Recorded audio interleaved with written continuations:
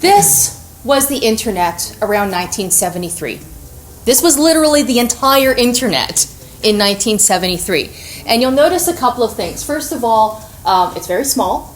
There's not a ton of connections. But if you look at the people who show up there, what do we see? We see a lot of government. We see a lot of educational institutions where all the research was going. And who remembers, well, let's make this brisk because this is an interesting detour. But the point I want to make is that when the internet was built, it was meant to be a fault-tolerant communication system to keep vital parts of the United States together in the event of a nuclear attack.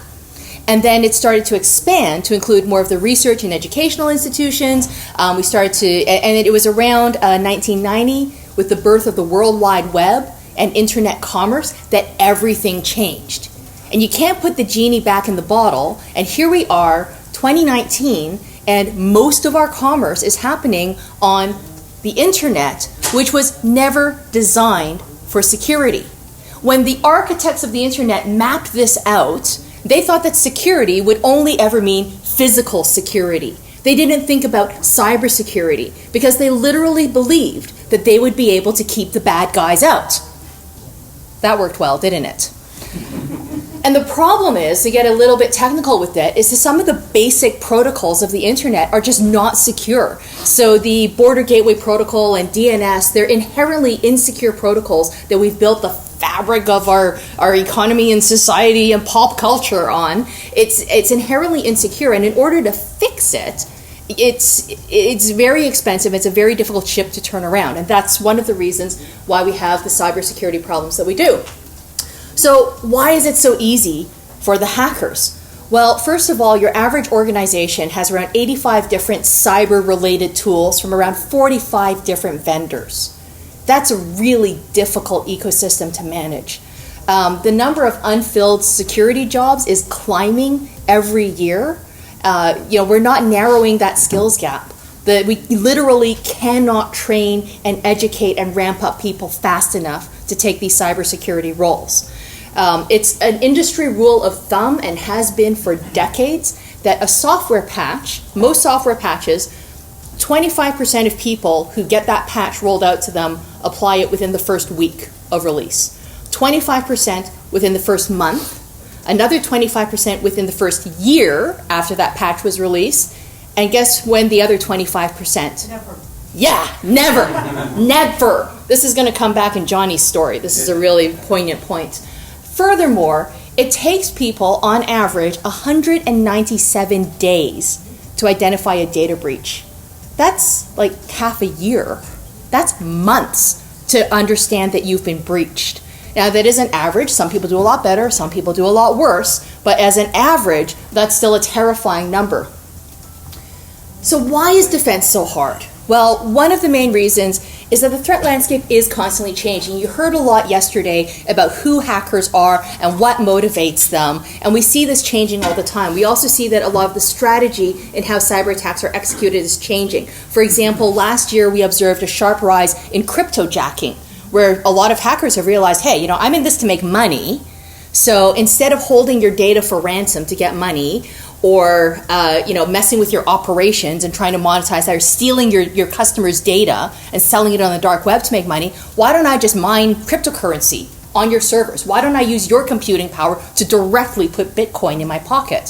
So we've seen a sharp rise in those kinds of attacks. It's changing all the time, and at the end of the day, as was discussed yesterday, it behooves all of us to find ways to protect our information, our money, our reputation, right? And at the same time, we also have to accept that we know what to do after that boom moment. What do we do when an attack happens? What do we do in that crisis, and how do we respond? So we're going to talk about two very well-known hacks, well-known breaches that have happened in recent history. I'm going to talk about Equifax. And Equifax is stunning to me because of their absolute failure on every single aspect right of boom. So, who remembers the Equifax breach? Let's do, yeah? Awesome. Let's do a quick rundown of events then. You guys probably already know all this, but let's walk through this anyway. 2017, March 7th, the vulnerability in the Apache struts is announced. Apache discloses it and releases a patch on the same day. On March 9th, 2 days later, the Equifax team who got that alert from Apache, sends out a corporate alert that, hey, there's this Apache Struts vulnerability. Anywhere where we have Apache Struts, we should go patch it. Off you go patch it. Awesome, right? When has that ever broken down? The attack begins in early May. Around May 10th, the first indications of cyber threat reconnaissance are observed to have happened. That was detected after the fact. They realized that May 10th was the first hacker test of whether or not they could get in. The attack begins in earnest around May 17th. And basically what happened was the hackers found an unpatched Apache Strut server. They got in, and from there they were able to crawl around and get access to various databases. They finally hit the jackpot when they found a password file that was not encrypted. So they had a whole bunch of unencrypted passwords. They found root passwords, admin passwords, and then they had the keys to the kingdom. The attack continues. It is finally discovered in late July. And the way that it's discovered is that Equifax had a network security sensing device in place, but it wasn't working because the security certificate on it had expired and no one had updated it for like a year. So they finally got on top of that. And literally the day that device was back up and they could again monitor and surveil encrypted traffic, they immediately saw the anomalous behavior. So think about that. When the defenses were up, they worked. In the meantime, though, the attack's been going on. Massive amounts of data have been exfiltrated. And how long between the attack beginning and the attack's discovery? 76 days. And a lot of data, as you'll see in a moment. The moment that the breach is discovered, everything goes crazy, bat crap crazy. Equifax retains legal counsel. They scramble an incident response of sorts. They hire Mandiant to come in and do some forensics to figure out the extent of the damage and where do we close the holes and what are we going to do. There's a flurry of activity, and at the end of the day, it takes them a month to confirm, yes, there's been a data breach. Oh, congratulations. Here's where most of the data was leaked from. This is really bad because now they're looking at the personal credit records of thousands tens of thousands of Americans. So late August, Mandiant confirms, yeah, there's been a data breach. Here's where it happened. And then the notification, the public announcement comes in September 7th. September 7th, they disclose this breach. They're doing what they can. This is what the Equifax website looked like on September 7th of 2017. That looks legitimate, doesn't it? It looks pretty dodgy, actually. I've seen like better websites from Bob's Sock Emporium, but enough about their web design. So, I don't find this particularly informative. Oh, we've had an incident. You might be impacted. I don't know. You've got to click this other link, EquifaxSecurity2017.com. That doesn't look fishy at all. It's not the Equifax domain name. It's not Equifax.com. It's something else, right? But I've got to click that, and then I have to give in some of my personal information to find out whether or not I might be impacted by this. Okay, I'm feeling better already. And now, note that URL, EquifaxSecurity2017.com. On September 9th, the Equifax social media team 3 times, not once, not twice, thrice, tweets out the wrong URL in a move that I call classic misdirection or what not to wear. 3 times they tweet out the wrong URL, and this does not go unnoticed. Somebody immediately sets up securityequifax2017.com, and anyone who logged on there and entered their social security number and their zip code got this message said, haha, you've been bamboozled. We're all very fortunate that this fake site was set up by a security researcher and not by another bad actor. It could have been so much worse, but still, hideously bad for Equifax's image. At the same time, Equifax has set up call centers where people can call in to find out if their data's been leaked, what can they do to protect themselves. And the call centers are a complete nightmare. It takes hours and hours to get through. Many people report that the data that the call center tells them is not the same as what they got on the website. The web service, the actual web service, not the fake site, but the actual web service to find out whether or not you've been affected doesn't work very well. It eventually shuts down because they're getting literally hundreds and hundreds of requests every day, and the service behind it can't keep up with the load. You have executives who resign early, and it's a complete and utter disaster. What might have saved Equifax? Well, the first answer is patch, right? Basic hygiene. They could have patched, and we know that when the defenses were up, they picked up on the breach right away. If that security certificate had been updated, they would have seen the data exfiltration when it started. If the struts patch had been applied, it never would have happened in the first place. If they made sure that passwords were encrypted everywhere they were stored, the hackers wouldn't have had such an easy time. There were so many things around basic IT hygiene that would have saved them. Secondly, they could have had some proper procedures in place. In the testimony to Congress, they actually offer up, as if it's an excuse, that, oh, our organization's very big and very complex and nobody knew that this server was there. Okay. Oh, you know, it's a system that we've had in place for decades and it just wasn't on any of the charts of systems that we might need to patch. Okay. That's an answer, not a very good one. They also had a big problem in their reporting structure where their organization structure was a mess. Due to personality conflicts years before, they'd moved people around and they created a role called Chief Security Officer who reported to the Chief Legal Officer, but not to the Chief Information Security Officer. So you had these people in different parts of the organization with security in their title and no clear division of responsibilities and no shared reporting line except up at the CEO. And then even after all the people in those roles had moved, they kept the organization structure the same.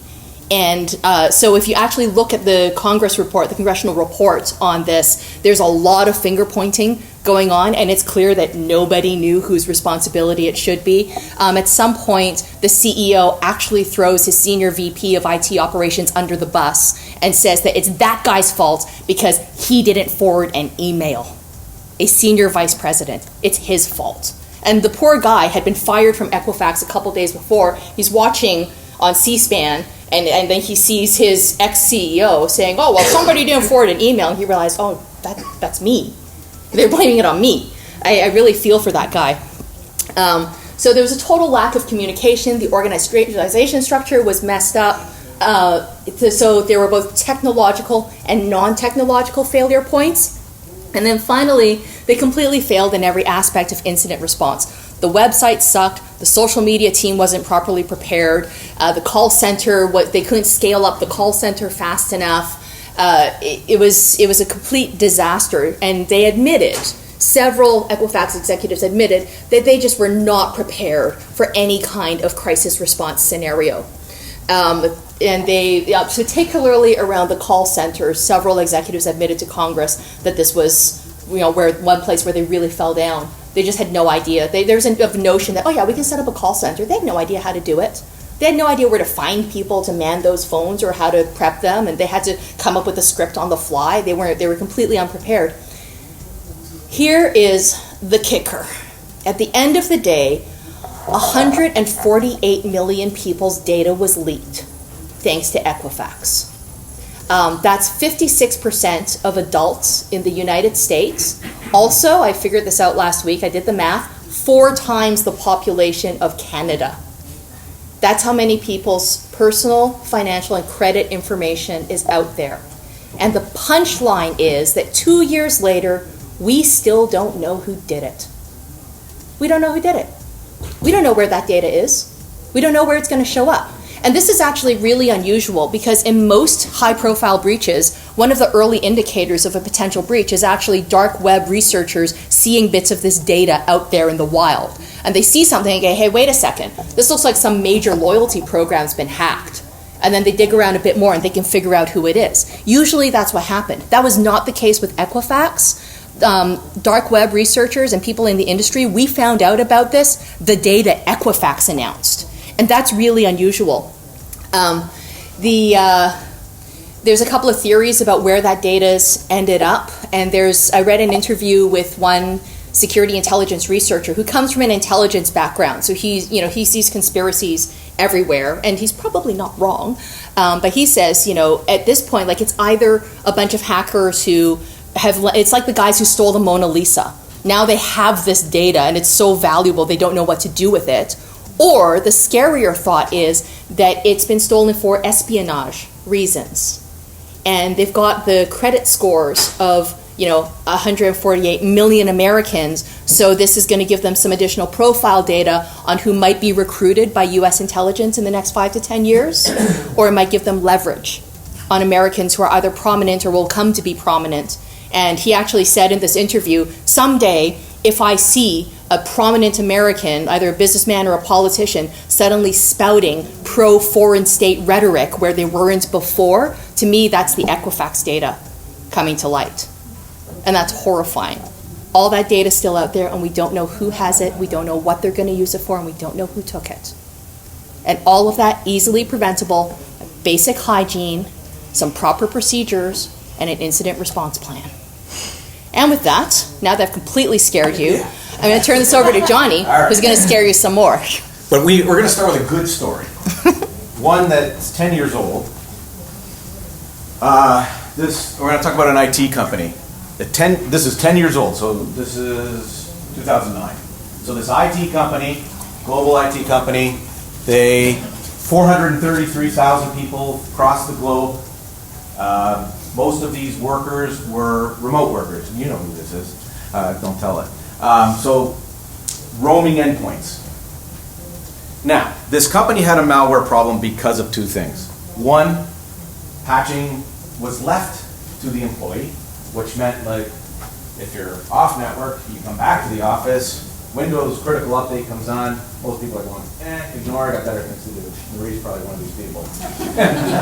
The second problem was, well, there's three main problems. One, having visibility of all these remote workers off the network, knowing where everything is and how these endpoints are configured. And when I say configured, things like a security scan, because basically a security person in an organization has a great rear view mirror into the organization, but they don't do anything. They can see everything that's going on, but they got to hand it over to Gilbert. You're going to be my IT guy today. So what would happen is, in this company's situation, they'd scan every day for security policies, such as firewall, is it on? Encryption, is it on? Basic things. And then when they find it, they'd hand it over to the IT or tell the individual, go fix. Well, when you do that, when you have that type of process, in today's world, this is a nightmare. So when they got audited, they found out it would take on average 6.5 weeks for everybody to comply. So critical updates are coming, nobody's complying in time. Every morning the scan comes by and we find that when the audit showed up, it was 60% of the 433 were compliant. 60%. What does that mean?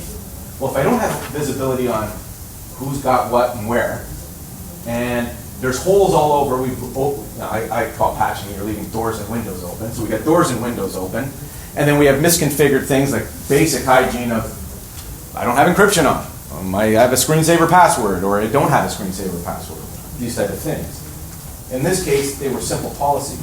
For a retail customer, if they're scanning for PCI, personal credit card information, a PCI configuration is 233 checks.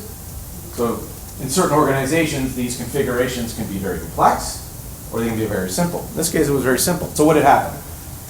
Malware got in. And so in 2009, this company had a $10 million desk side support bill. How did we come up with $10 million? I will tell you, Gilbert. Every time you take your laptop that you think has malware, and by the way, the malware doesn't get detected right away. Sorry, I'm walking away from the microphone. You can't shelter this, and you can't close this in. I'd be a peacock. You know, Marie would be working away and she'd say, Johnny, come check out the CRM tool. Show me how to use this. And I'd say, Marie, your hard drive life is just grinding away. Yeah, it's been like that for about 6 months. You might have malware. So you take that laptop to this young lady who works in that room in the basement that reimages, you know, she's installed her own doorbell because don't disrupt her. And you take it and she says, yeah, I gotta reimage this. Well, to do all that stuff for this company, it was $650 US. Times that by the amount of people, you can easily get to $10 million. So at the time, the CISO of this company was told, cut that bill in half, get it to $5 million for 2010. So they did. How did they do it? They actually found a solution that would patch automatically. So they were patching within 24 hours globally. Put automation policies in. If I see something that needs a patch, just go do it. And by the way, do it wherever they are. You need to get people. Listen, folks, the bad guys know that you have firewalls and your servers are behind moats and castles. And I said this 7 years ago. They're after this. They're after Gilbert going to Starbucks and joining the Starbucks 5G network that's probably somebody's pineapple. You guys know what a pineapple is? Somebody's got a little wireless device in a knapsack and you're logging onto that. That's the bad guy. That's where the protection needs to be, not inside the data center. It's out in the wild. So the first thing they had to do is patch everybody, regardless of where you are, regardless of your connection. 1.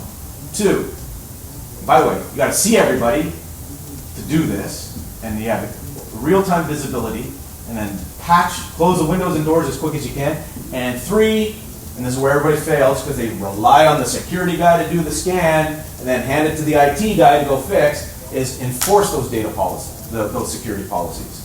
Make sure the firewall stays on. Make sure you can't monkey with encryption and password. Make sure you have a password that's compliant or to your company or whatever it is. Just do those things.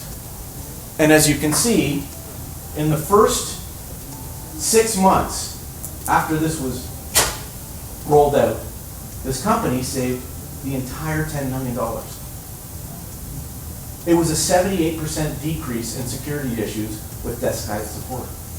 Does anybody know who this company is? This was our story. This is a 10-year-old malware story. It's a fantastic story. But it's 10 years old. We're way past this. So it amazes me that here we are in 2019 and we're dealing with this. Everybody remember WannaCry? Of course you do. One of the most massive malware to strike endpoints in our history. Happened 2 years ago. What I find amazing is you all remember Vivienne talking about X-Force? Right? X-Force. World's greatest security minds, mostly IBM, researching on the dark web, seeing what the bad guys are up to. And we feed our cloud and we report all this stuff to the world because at the end of the day, we're fighting cybercrime. Vivienne and I are here to sell more software, but at the end of the day, we're trying to fight cybercrime. So we had seen this in March. So if you had a tool like QRadar, or you were just read every article on the security post, you would have known that this is out in the wild. Yet, it didn't hit until May. And it caused great havoc. It would basically lock you up and say, in order for me to unlock you, give me $300 in Bitcoin. Now, what I find, this was 2 years ago, and what we've come to realize now, and I said this in 2012. This was when Target got hacked. Everybody's like, ooh, Target. Now you can just go on LinkedIn and find out. Everybody's getting breached. In fact, yesterday some fitness club got breached. 9 million records. I guarantee you what the fitness company was thinking is, what are they going to get from us? What are they at? We might not have credit cards, we might just have profiles. You got to understand what the bad guys are after. In this case, side story, you don't even know this, one of our colleagues went to get paint at a paint store. Typical, he's going to paint the kitchen, probably on his wife's honey-do list. Goes to the paint store, the guy says, I can sell you paint, but I can't mix it. Why not? I've been locked out. A paint store. So what has it done? It's crippled the business. So how much is it worth if you can't, perform your tasks that are bringing you revenue? So it can hit everyone. So simple, tell people all the time, they're not, my mother-in-law thinks they're after credit card information. I'm like, oh, they want to take all your data and create another you and go buy a car or do whatever. Crypto mining or, all this fun stuff. So this actually affected a lot of people. What amazes me is 2 years later, the MS-1710 CVE, for those of you who are in security, the MS-1710 is still out there. 1.7 million, and they think it's actually more than this, are still vulnerable to this. What do we learn?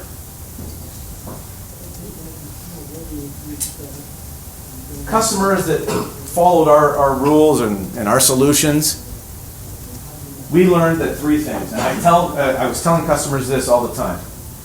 Regardless of what tools you're using, whether you got, one of these 85 tools from 45 different vendors, regardless of what you're using, you need 3 things. 1, real-time visibility. I need to be able to see, when I asked this question to an IT guy or a security lady, I said, can you tell me right now, of all the endpoints you're managing, on and or off the network, let me know if the firewalls are off. Where do I begin? I'm going to have to scan everything. And this is going to take, I said, if you can't answer that question within a couple of minutes, maybe 15 minutes, you need to address that. You need to see whose firewall is not on. 2, once you have real-time visibility and you can see all the open windows and doors, you need to close them as fast as you can. So if your patching systems aren't doing this within hours and minutes, if you can't patch for that, you need to remedy that too. And 3, and this is where everybody seems to fall down on, is enforcement of your rules. Make sure that the firewall stays on. Encryption stays on. If you're a retailer, the PCI, and by the way, last time I checked, PCI policies are 232 separate checks on an endpoint. Make sure those 232 checks stay that way, that don't move. If you can do all those things, you shouldn't have a problem on your endpoints. Yet, we do. So, IBM customers found that they were able to patch, see all their endpoints regardless of where they were. They were able to get 98%. When they saw everything, when they had a patch and they sent it out, they were able to patch to a 98% degree accuracy, which basically means if you're on vacation, that thing's off, we ain't going to find it. But as soon as you turn this thing on, you're getting patched. That's very important. This higher ed customer, if you come to IBM events, it's Stanford. Stanford speaks at all our events. They use some of our solutions, and they were able to patch 70,000 systems and avoid all of this. So IBM customers never had this problem. 10 minutes, I'm almost done. So IBM customers never had this problem, just by those 3 basic things. And that's a 10-year-old basic thing, okay? What did I just say? That's exactly what I just said. Visibility, automation, verify, and enforce. Boom. All right. What could have helped here? Well, WannaCry, as I just said, if you patched everything, you were okay. Now, if you had QRadar and our UEM solution like MAS 360, was anybody here when Sylvain was speaking last? Yeah. The stuff is all about, this is where the stuff is. If you had a UEM solution that can patch in real time, if you had QRadar with Watson, everybody remember Watson, Jeopardy? Yeah. Okay, good. Here's skill testing question. And for those of you at IBM, don't answer this. Where is QRadar from? Where in the world? You were here. That's right. Q1 Labs, IBM bought, I think it was 10 years ago. we bought Q1 Labs. What is Q1 Labs? Born out of the University of New Brunswick in Fredericton. Why am I saying this? This is a fantastic Canadian story. I'm going to date myself again. I've been with IBM for 24 years, global company, it's mammoth. It decided that the best solution for security was developed in New Brunswick. For reasons that Vivienne's been saying all in the last 2 days. Correlation, analytics, cognitive, all that stuff is at the heart of our security. So IBM realized at the University of New Brunswick that this thing was going to be the heart of our immune system. Those of you who don't have QRadar, shame on you. You guys aren't good Canadian kids. Great Canadian story with this thing. Come on. So, you know, QRadar at the heart of it. You would have seen this in March, and have a plan. So, what is this? QRadar and carbon black for endpoint detection and response. You're going to see carbon blacks, I think, in the room next door. Or where are they, JS? They in here? No, I think it's room 3. Room 3. Right now. So, yeah. So you've heard MAS 360, fantastic solution. Watson's already baked into MAS 360. How cool is that? So you've got a unified endpoint management, so you can see everything and enforce and patch. QRadar, University of New Brunswick and Fredericton, carbon black for endpoint detection and response. Resilient. This is have a plan when you go right of boom. An incident response plan. How many organizations, I guarantee most 99.9% of organizations have an IT ticketing system, correct? Everybody agree? Yeah. How many people have an IT system, not IT, a security ticketing system, which is incident response? Exactly. I told you guys 7 years ago this is coming. Don't make me come back in another 7 years and say told you so. Have an incident response plan. We have Resilient. I don't care what you use. Resilient's awesome. It integrates with all this stuff. Nobody Pro can sell it to you. This is great. QRadar with Watson. All about find the needle in the haystack and then ask Watson, because he's read all the articles around the globe, what to do with the needle when I find it. All right? So at the end of the day, people are asking me, Johnny, what's IBM's involvement in cybersecurity? Been here 24 years, I'll tell you this. There's no other company that puts as much R&D or acquires some of the best solutions in the world, but we are absolutely terrible at marketing and telling you about it. Because I've been saying this for 7 years, everywhere I go. Have you heard of MAS 360? Did you know about QRadar? Where was QRadar from? So I look like this guy that's just showing, bringing the genie out of the bottle. So this is awesome. So who are we? We are actually the largest cybersecurity provider on the planet. What does that mean? It doesn't mean that Viv and I are just selling software, more tools. We have 8,000 people employed all over the world, and most of these people are researching on the dark web. 5 minutes. Oh, I'll take that. Thank you. These people are, if you ever have a chance, and I think Novi Pro, you guys have been taking customers to our cyber range in Boston. Yep. This is where we train the CIA and FBI for cyber breaches, for cyber attacks. I'm telling you, this is going to be eye-opening. It'll scare them out of all of you, because Viv and I went last year, and the stuff, that's where we learned about pineapples and logging on to him. Go to the cyber range, see all this stuff. These are the folks that are doing the research, seeing, like Viv said, there's no touchdown here. There's no end game with cybersecurity. It's all about staying ahead of the bad guys, or trying to stay ahead of the bad guys. Last year, we were monitoring 35 billion events per day. Our researchers. What's the number here? It's doubled in a year. What do you think is going to happen next year? Guarantee ain't going down. It's like your IT budget. So they'll go up this year? They haven't been since I was selling blade servers. So that isn't going down. So folks, I want to thank you, and I'm going to keep everybody on time because they asked me to keep it tight. So I want to thank you. Does anybody have any questions? You're all just enthralled with everything that's going on. Well, listen, thank you very much. Viv and I love to come out and talk about this stuff, and if you have any questions, come up to us. We're happy to tell you more. And thank you, NoviPro, for allowing us to come. And we're come next year, because I know you guys are going to do this next year. Yeah, thank you very much.